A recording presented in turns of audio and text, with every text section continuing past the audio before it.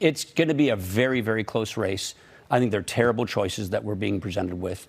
And that's just the fate of that's what the primary voters selected. And I regret the fact that that's where we are. You had said that he's a populist and an authoritarian narcissist, that character is too important to me, and it's a job that requires the kind of character he just doesn't have. That's pretty strong. Yeah, that's the way I feel.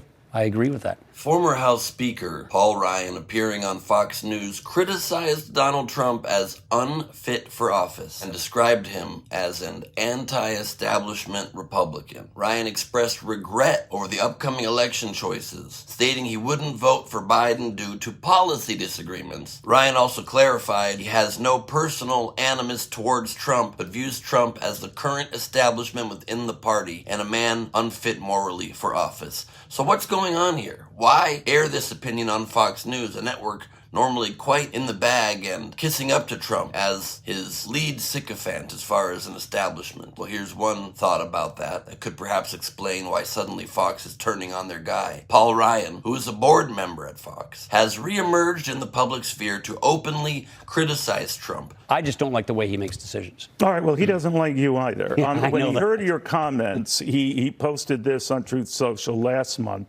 Rupert Murdoch should fire this pathetic rhino, Paul Ryan, from the board of Fox.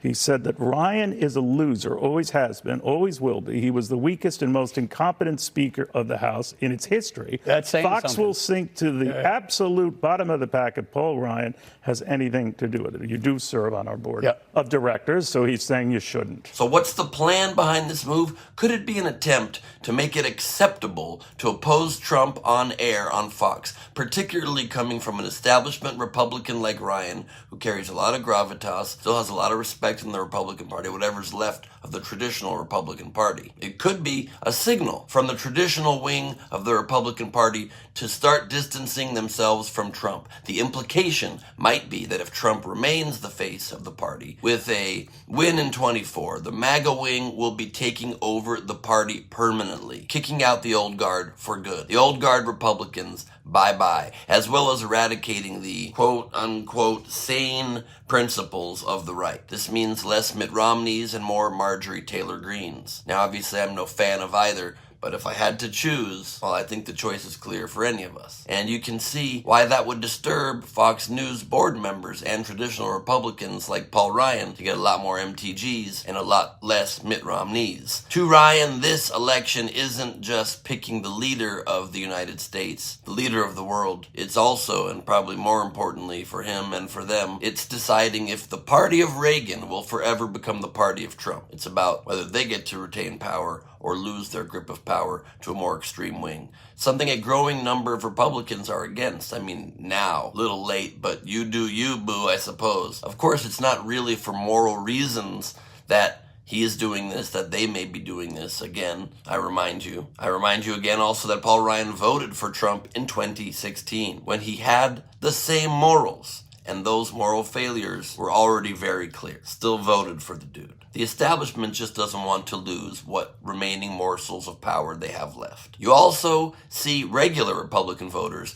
having a change of heart. My name's Paul Weaver. I live in Kennett Square, Pennsylvania, and I voted for Trump in 2016. I can't support Trump anymore because he's shown himself to be a reprehensible human being. I voted for Trump in 2016, but I will never vote for him again. He is the antithesis of who we need to have running our country. If we have him, we are going to be in trouble, because he doesn't believe in the rule of law, for one thing. He believes in everything is about him. It really is a travesty. From a financial perspective, it benefits Fox News to both broadcast Trump's rhetoric now for ratings during the campaign, and then to criticize Biden in the coming years if he wins, as they've been doing so successfully. Fox News' lifeblood is attacking Biden for every single thing he says and does. And after what we saw in the debate, well, they would obviously have so much more fodder for doing exactly that. As I think it's clear to anyone who saw it that he no longer has the capacity he once did, and that's being incredibly generous. As I do believe the only hope for the Democrats to actually beat Trump would be for Biden to step down for the good of the country. And Trump losing this election, in whatever way that happens, could pave the way possibly for old school Republicans to run for president in 2028, potentially selected by influential figures within the party who, also happen to have the blessings of certain board members at Fox News, and whose policies we may not like, but at the very least would not be compulsive lying, cheating, borderline personality disorder, malignant narcissist, convicted felon traitors. At least not the worst versions of that. To me, it seems like a strategic maneuver. We're witnessing seasoned Republicans who owe much of their careers to the support of Fox News that are now in higher paying positions, exerting influence in any way they can. Their goal seems to be ensuring Trump's defeat. While this doesn't mean they're supporting Biden, which would also help Trump win, by the way, if they actually care about the details, but they can't bring themselves to vote for Biden or a Democrat in any way. But Fox News, with its large, loyal audience, many of whom are tired of Trump,